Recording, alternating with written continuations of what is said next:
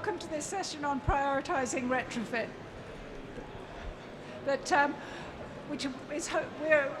I'm Susie Nelson. I'm one of the coordinators of. I'm one of the coordinators of ACAN, the Architects Climate Action Network. And I'm just going to say a little bit about Architects Climate Action Network before introducing the speakers. Oops. There it is, sorry. Got the right slide.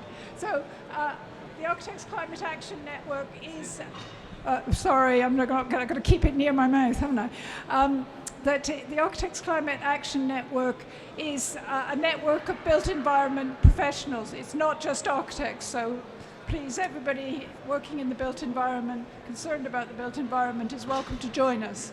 And we have three key main aims: decarbonise now, ecological regeneration, and cultural transformation.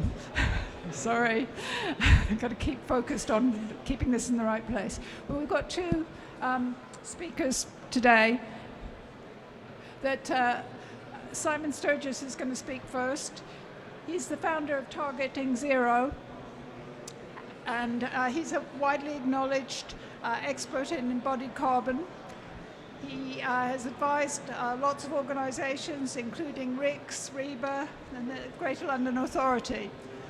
And then we have Chris Proctor, who is the director of Proctor Rehal Architects, and he is the principal author of the Architects Climate Action Network Climate Emergency Conservation Area Toolkit, which he'll be talking about.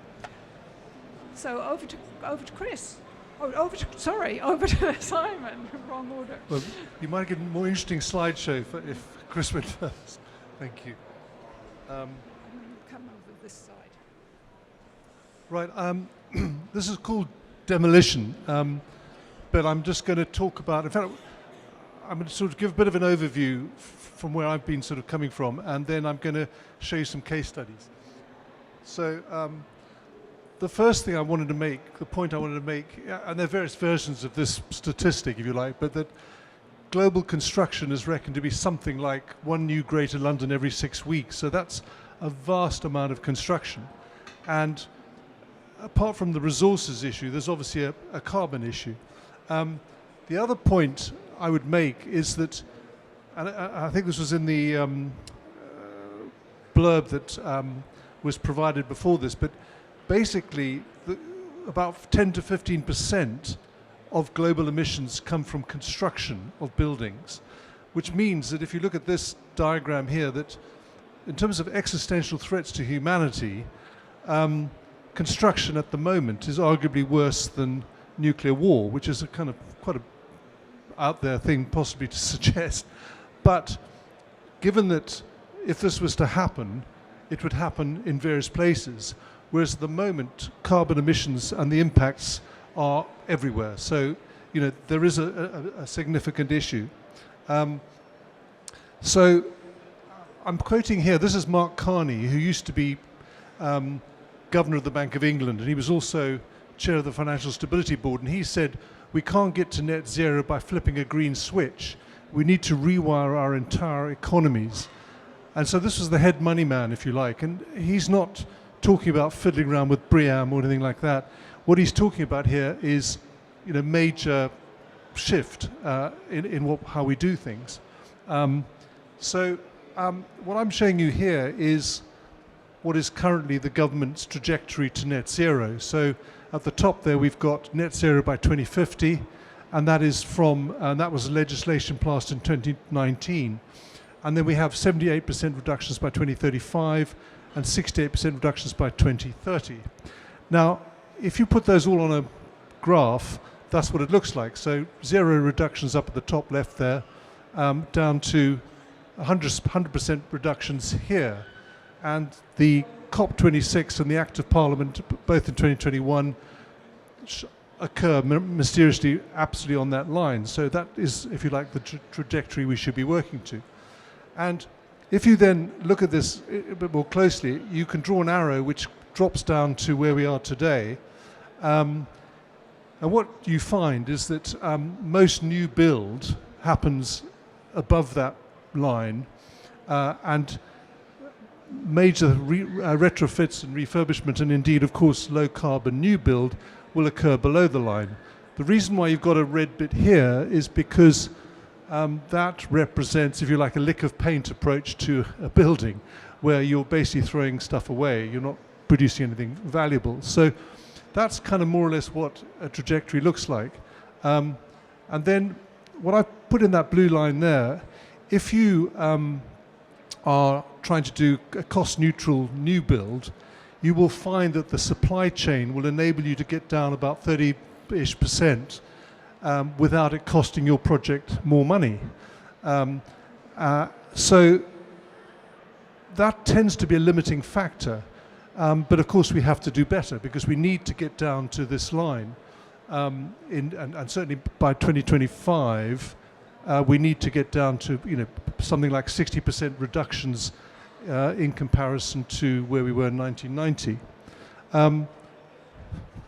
So I'm just going to talk briefly about 4 different projects, all of which I've been involved with one way or the other. And the first of these is Selkirk House. And Selkirk House, on the left there, you've got the tower is a travel lodge, and is what's there at the moment. And this has now been this scheme on the right here has now just been consented. And I'm going to say just a little bit about that. So there's a lot of detail here, but don't worry about that. What this is really saying, there are various problems, because I analysed this in quite some detail. And the first problem was that there was a complete failure in the planning submission, to meet sustainability commitments that had been made by Camden. So Camden said, we will get to net zero ahead of 2050, we'll get there by 2030. And in fact, what this is showing, that was nowhere near. There were also major discrepancies in their carbon assessments. So there was a lot of errors and mistakes and things, and optimism and what have you. Oops. Okay, that'll do. There was also, in the submission, there was failure to meet all the sort of obvious targets like LETI, REBA, GLA, and so on. And so, other major discrepancies in comparing new build and retrofit. So the point about all this is, and there's other things to do with how they mark themselves, nonsense about floor-to-ceiling heights and so on. And they exaggerate all the problems. And the point of all this is that Camden was so determined to approve this.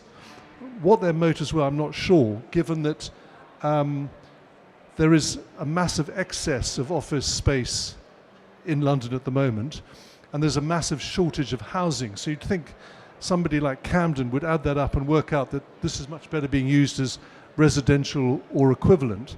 But the point about this is that the planning system as it sits at the moment encourages you to look at retrofit, but it doesn't force it. So what happens is that people go through the motions and then say, oh, tragically we can't make it work.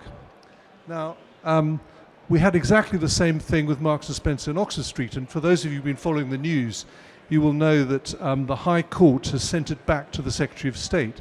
So now this doesn't mean at the moment that it's got consent, but it probably means that it will get consent. Actually, as it happens, we were surprised that we got as far as we did. We never thought the Secretary of State would rule in our favour initially.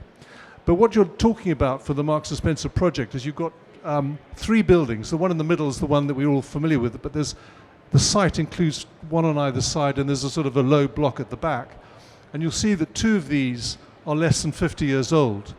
And it seems incredible that we should be demolishing buildings of that age, and this happens in many occasions. Now, the argument from Marks & Spencer was that they'd done all these 16 number refurbishment studies. In fact, not one of those is actually a straightforward refurbishment. They're all, again, fiddling the books, if you like.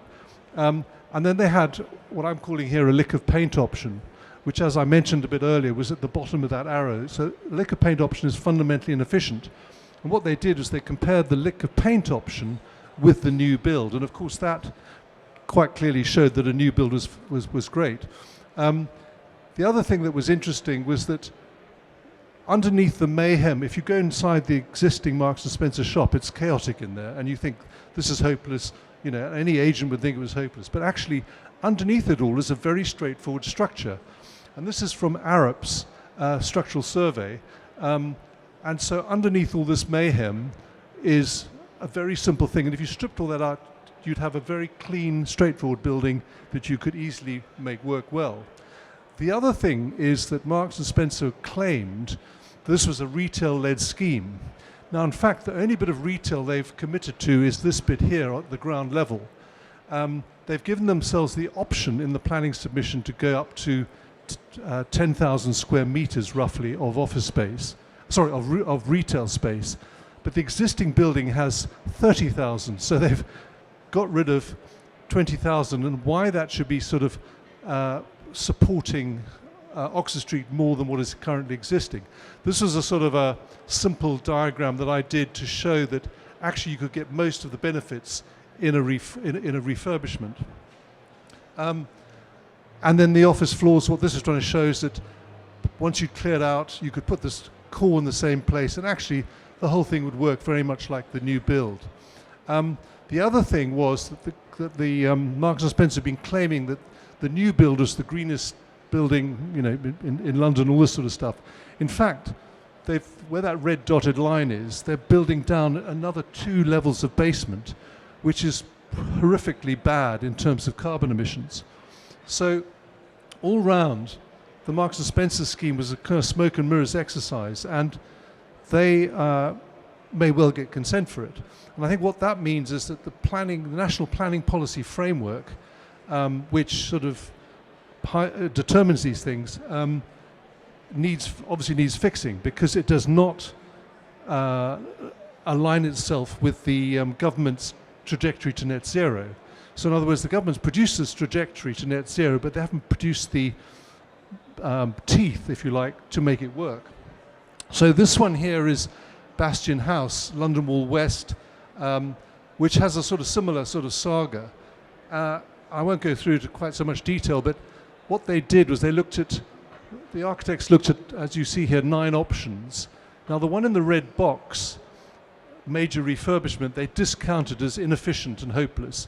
In fact, they'd done a parallel exercise, a commercial exercise with developers, and they got 3 developers who all said they would do this scheme, the one that was discounted in the final analysis, and that scheme, and not only that, the developers produced the kind of money that the city was looking for. So at the moment what's happening is it's going through the planning process, and I guess that what they're going to do is if they get planning for a new build, they will discount this, because this is a poacher and gamekeeper thing. What's happening is the city is adjudicating the scheme that they are the landlord for. So make that of what you will. So you can see here, this green line represents what I think they could do with a refurbishment, and this is where it's actually going to be. So again, it's sort of a smoke and mirrors thing. They don't come clean with the information, and they're pushing a different agenda, i.e. we just want to get on and build a new building. The final one is Liverpool Street Station, Herzog de Meuron, which this is the Broadgate as you have now, and this is the proposed scheme, these 2 buildings here. And it sits over Liverpool Street Station. And you can see from this diagram, basically what it does is it drops in behind and on top of and through that. And it is a massive scheme. And in fact, the carbon emissions associated with that are enormous. They're way out of scale with the GLA the GLA targets and so on. And the red in this is one of the submission diagrams. The red is what is going to be demolished, and the grey is what's being retained. So you can see that actually there's wholesale demolition of actually buildings that could be reused if they just rejig the scheme a certain amount. So what I did was I sort of worked out,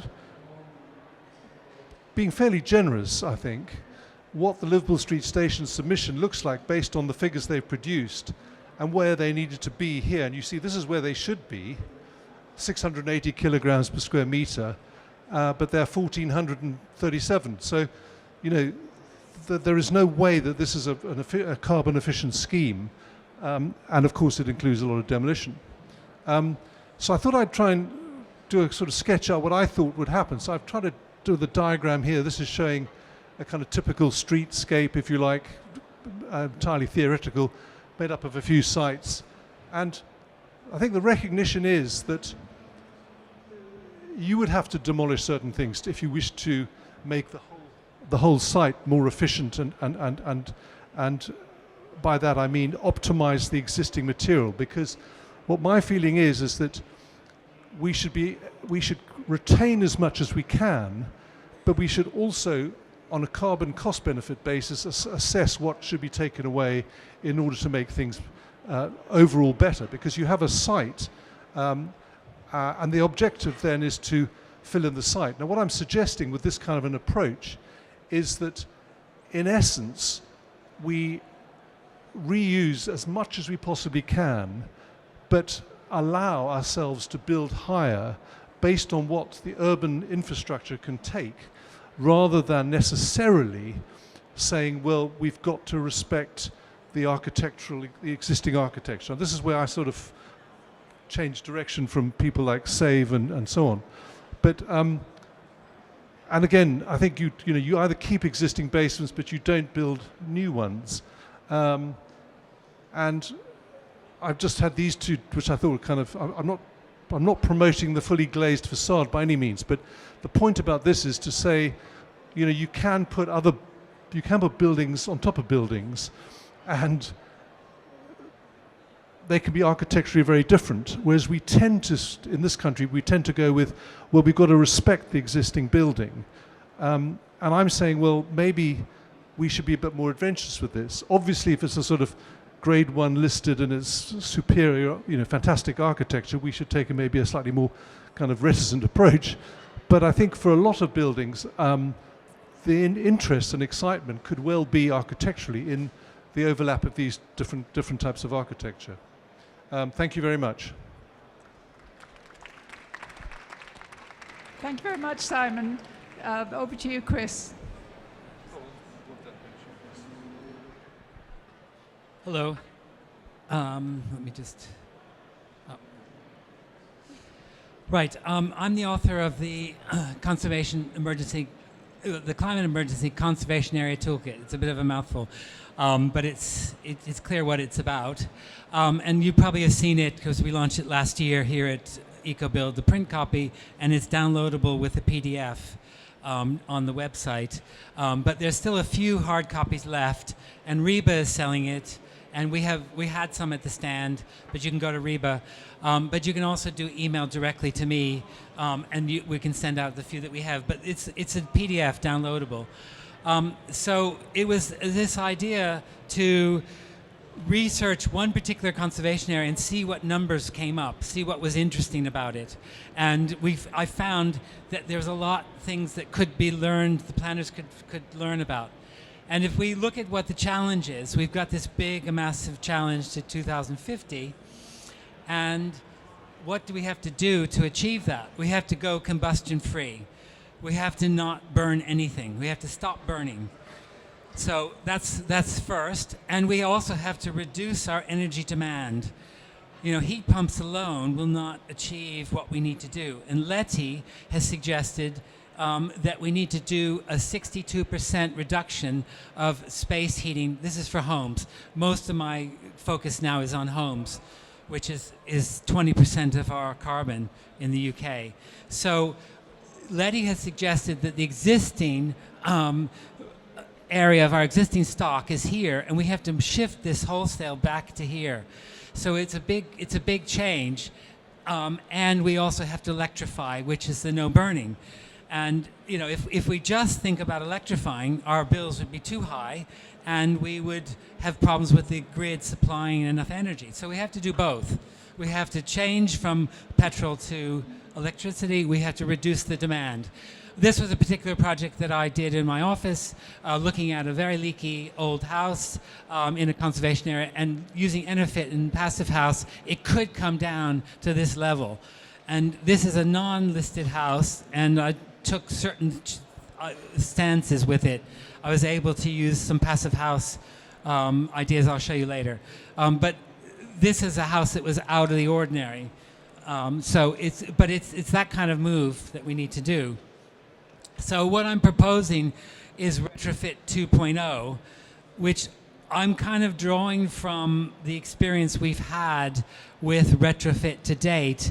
It's slowly moving and gradually adjusting, and historic England is gradually moving their position and allowing slimline double glazing maybe, but they're not realizing that there's vacuum glazing, there's all these other things coming. And we have to just sort of radically think, to get that big shift, to move that far, we need to think, a new way of thinking about retrofit. And so retrofit, you think about all the components of a building to retrofit. And so in the guide, I looked at the components in terms of heritage. But today, I'm just talking about 4 things that I think kind of stand out. And I think extensions can be retrofit. Most people do not think extensions are retrofit. They think when you retrofit your house, you're insulating your house. But extensions actually can pay for the retrofit. Retrofit's so expensive. Why can't we use the additional space offsets to offset upgrade to the old fabric? And I think this is a really important lesson that people need to think about. And I'm going to illustrate it in a few different ways. One is the low carbon extension is the roof. That can be timber. We don't need steel up there. It's got a foundation. It's got the house below it. So a lot of terrace houses may have bad roofs or may have flat roofs. You can extend it quite easily. And of course, obviously, basements are the worst, as Simon was mentioning. Rear extensions are in between because the carbon cost is in the foundation for these things. And this could be timber and low energy, but the cost is in the foundation. Maybe there's a way to do the foundation a little differently. But if we look at this, then a priority could be roofs and roof extensions in terms of carbon setting. And what this does is this puts a woolly hat on top of your building. I'll get to that. Well, let's see. So what we're doing with roof extensions is we are capping the building where the heat loss is at the most, as heat going out the top. We can cap it with state-of-the-art sort of new construction technology with a new meeting building regs or surpassing building regs at the roof level. And that gives great benefit for the rest of the building. So if we look now how people are doing mansards. So mansards, this is from Islington Guidance. This is Islington Guidance current practice document, 6 years out of date now. And they're suggesting you can do a modern box, and they're showing this diagram. You have thermal bridge areas, problem areas. You have no sun overhang to shade this big window. And here's an example. This glass box extension here, it's set back, and it was actually a new building, but it's an extension idea that is still in the heads of planners, but it's not understanding the tectonics of the building. Also, if you look at mansards, there's another way of extending with a mansard, and there are problems with this in terms of coal bridges, and the roofs are often not thick enough. The insulation in the roof is the most important. We need to allow space to insulate the roof, and I would suggest 300 mil. And most people are so concerned with height restrictions in planning areas that they're making very low ceiling heights in these attic rooms and making very low space for the insulation. So you only have to result to high performance plastic insulation to achieve anything. We should be more tolerant for insulation and height. We should change the height. So if we look in detail, there are other ways to do things. You know, if we have a cold roof, we have a lot of space in here to really fill in lots of insulation. And you can put cellulose fill or fiberglass. You could really overdo it. And there are certain levels of building regs that I put here. This is in the guide as an idea to sort of think about. Planners need to understand the layer of wrapping of the roof. And they need to understand, we all should start thinking, how do we wrap a roof to the walls? On heritage or on many buildings, the front facade is the beautiful thing you want to retain. The front facade you wouldn't touch. You'd insulate inside the space. But on the rear, you can often cases insulate the wall on the rear as external wall insulation. So if you're doing that, you don't want to set back and have a parapet. You want to cover the parapet. So we need to think that we wrap the insulation from the inside up and around to the outside. And this has to be part of the thinking about extensions, that we can protect and wrap this rear wall.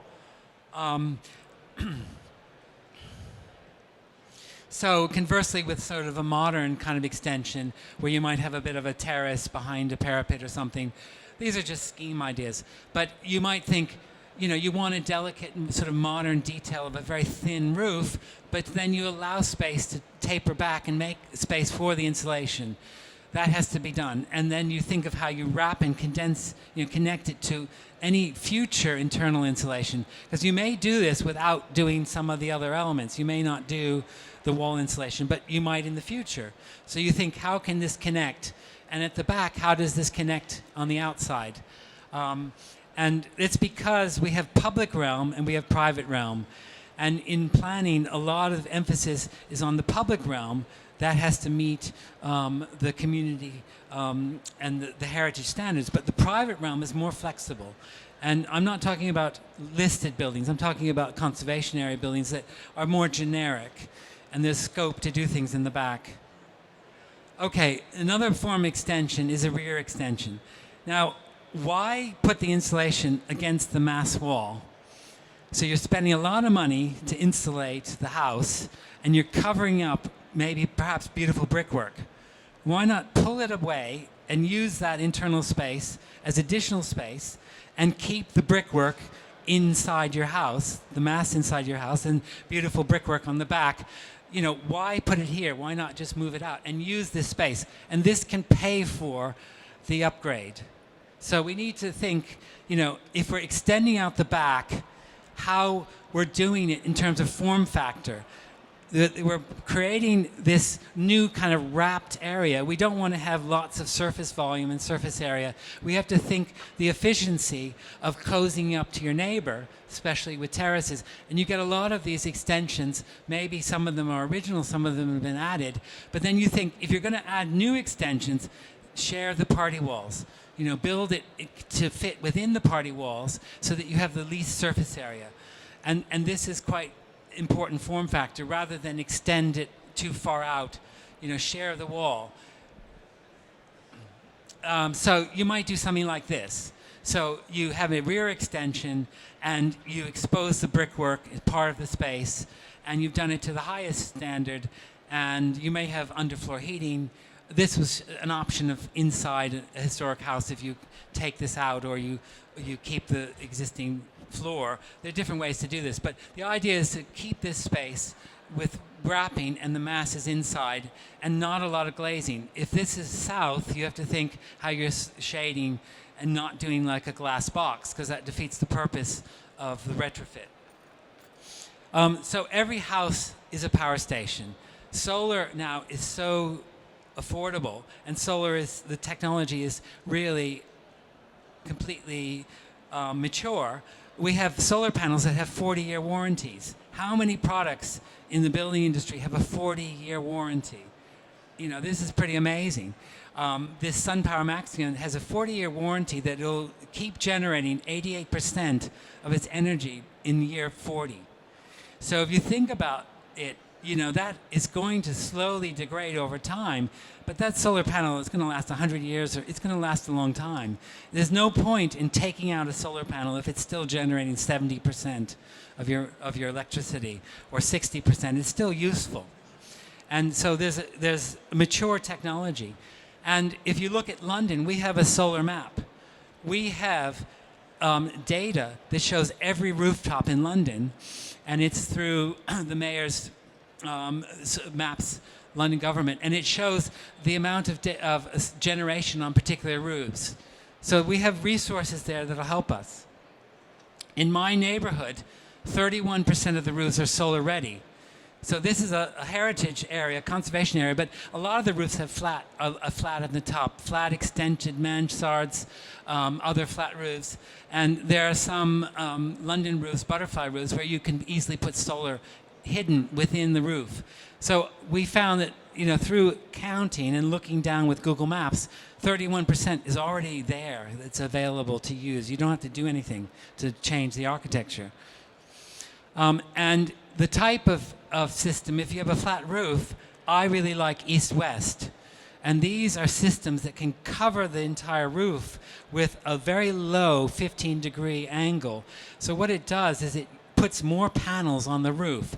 Even though it may not be exactly oriented toward the winter sun, it does better in the summer. And this particular small example has 16 panels. If you're doing them oriented toward the south, let's say the south is here, and you're doing them this way, you maybe get 12. You wouldn't get as many because you'd have shadows from the panels up, on the angle. This is Greenpeace, and it's near us, and it's completely covered with east-west. So north and south are top and bottom. And it is very efficient because of where we are in London. This is the sun path in London, and the red is summer, the blue is winter, and this is spring and autumn in between. And if you look at the summer, the sun is really coming from the northeast and setting in the northwest. There's a large scope out here where a panel traditionally set this way wouldn't get any sun on it. So east-west sound counterintuitive, but actually, depending on where you are on the planet, there can be generation from the morning sun or afternoon sun. It does lose in the winter. That's the drawback on this. But it gets you more panels on the roof. So you have to think of the cumulative. So that you might generate less, but you do quite a bit. You do quite well. Chris, can I ask you to speed up so we can get some questions? Yeah. All right, so just a few more slides. So if this is a particular study of a particular roof that was oriented 37 degrees west of south, and even doing that, it didn't make much difference between the different panels. Mechanicals light, this is the last thing. I think with heat pumps, we overemphasize heat pumps. We overemphasize these big, massive heat pumps that get 7,500 pounds. There are actually 8 types of heat pumps. There are other types of heat pumps. There's not just the 2, ground source and air source. There are other types, and the one that I like is the air conditioning, which is 75-year-old technology from Japan, and it's cheap, it's around, and some countries, Ireland, will give you a grant for one of those up to 3,500 euros. USA and Vermont will give a direct grant, 350 to 850. They're granted, grants available. Here we don't have that. So just to look at mechanicals light, this is a proposal for a flat, and there's a roof extension, high spec. There's external insulation on the back, in the front. So there are simple systems. There's the condenser exterior unit here, and then there are 3 internal delivery units, 1 per room, and you can go up to 5. And this is very inexpensive to put in with this kind of technology. You can heat this if you've insulated. And then a very small mechanical ventilation heat recovery system here with an easy source of pipes. So vacuum glazing, last one, is windows. Vacuum glazing is the next big thing. And a vacuum glazing can be similar to triple glazing rather than this emphasis on double glazing and slimline double glazing. Vacuum glazing is the next thing. And this is the last slide. There are 3 generations of vacuum glass. The first one was the Japanese Pilkington after research in Australia, and this was the main one, Spaceship. But now we've got, currently on the market in the UK, we've got a Belgian glass and a Chinese glass, and they have pros and cons. But there are 3 more Chinese companies developing vacuum glass, and they're bringing the price down. So this vacuum glazing is going to be something that we have to think about. It is coming, and it can be more efficient, and the price will come down. Right now, it is a bit expensive. Yeah. Thanks very much, Chris. Sorry to rush you. Can we have, we've got a very short time for a few questions. Okay, in the front here. Or do I have to shout? Yeah. Oh gosh, it's quite loud, isn't it? I'm a surveyor, so I look at existing buildings, sometimes listed, some mainly not. Party Wall, etc. Act came in 95, 96. It was enacted. I have a house in Lambeth, which is part of London, inner London, LCC. So it was under the London Building Acts, and my neighbours, I don't live there, but I'm selling it, on either side have built extensions to the rear and avoided doing a party wall thing. I couldn't enforce it. Ergo, when I sell it, someone wants to extend, there's going to be a gap, which is going to be a nightmare to maintain, and you've got heat loss. Can someone lobby the government so you enforce, if someone wants to, the London Building, the Party Wall Act needs rewriting, in my opinion, coming from a surveyor point of view, because then you would save heat loss between that, and also maintenance is a nightmare. That is a real problem, and the builders avoided doing that. You know, I said, well, we could agree, but I couldn't enforce it, and yes. Is there anything we can do about that? Under the Act, you can't do very much. But I think you need to change it. Have you got any solutions? Because you had a nice picture. It didn't really work. It doesn't work. I could just say, but you had to get planning permission for the extension. So yeah, but it should be with. Avoid them because they didn't want to pay someone like me. I couldn't do my own. Okay, but this should be covered with the planning permission. You know, it should be contingent. The planning permission could be contingent on doing something in a certain way. And we need pattern books. We need ways to do things, and we need planners to actually suggest how it should be done as a condition. Still need to write the act. Okay. It needs legislation. Yeah, it's difficult. Do you want to have a question here? Is it on? Yep. Okay, you touched upon maybe the answer to my question there regarding the different solutions you mentioned on the roofs and so on. Is it a case, because really administrators I think don't have the capacity, or it's a long road to get to having the capacity to know all of these patterns, to know all of these solutions.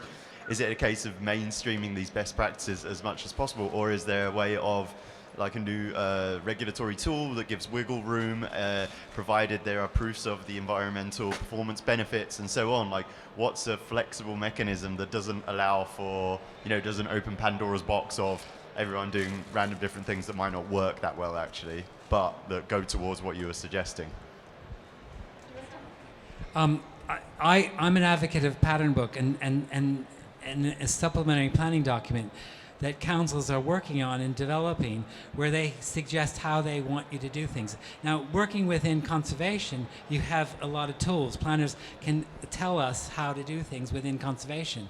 But I think, if it's non-conservation, it's a bit more difficult because you have permitted development. So some things are local and some are national.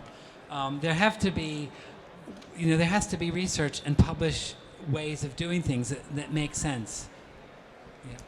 Got another question here. Hi. I'm Barbara McFarlane, an architect.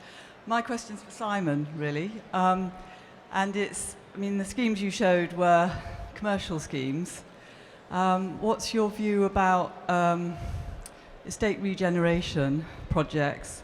For example, Woodbury Down Estate in Hackney, where the idea is to demolish 100% over a period of 30 years and rebuild.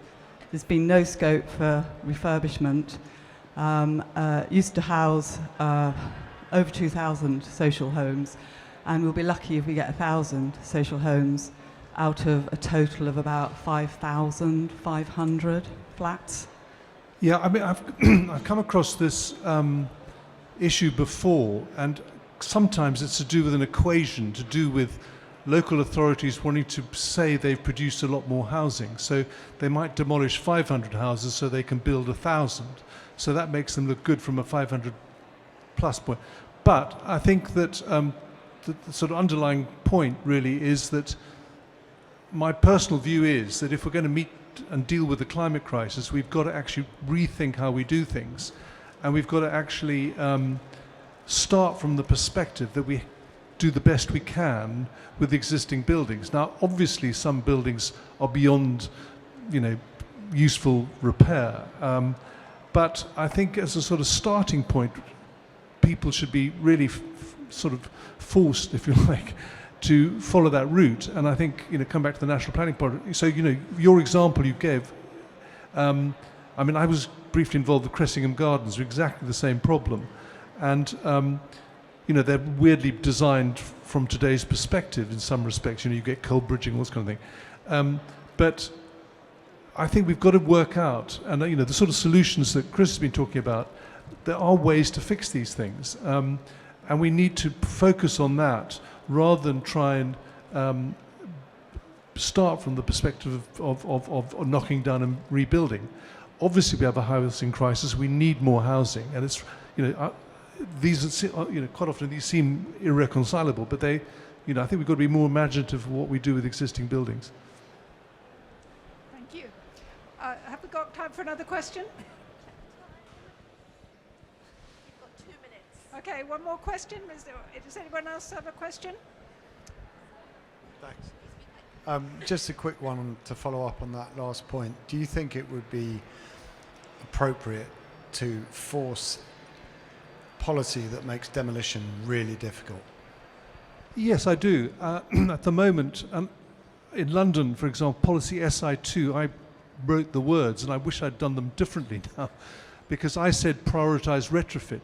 The thing is, it's very difficult to force people to start with retrofit, but I think the GLA, I think, is starting to think about this a bit more. But we also just need to get people to do what they say they want to do. So, you've got local authorities all over the country, including the GLA. Selkirk House, for example, missed all the carbon targets. The mayor approved it within days of it being sent to him. Yet he's claiming to be super green, and he's saying London's got this target and that target, and net zero by 2030 and all this sort of stuff. Camden ditto, yet they're ignoring that. So I think somehow we've got to force these people to do the right thing. Thank you very much. Thank you all for coming. Thank you to our two speakers.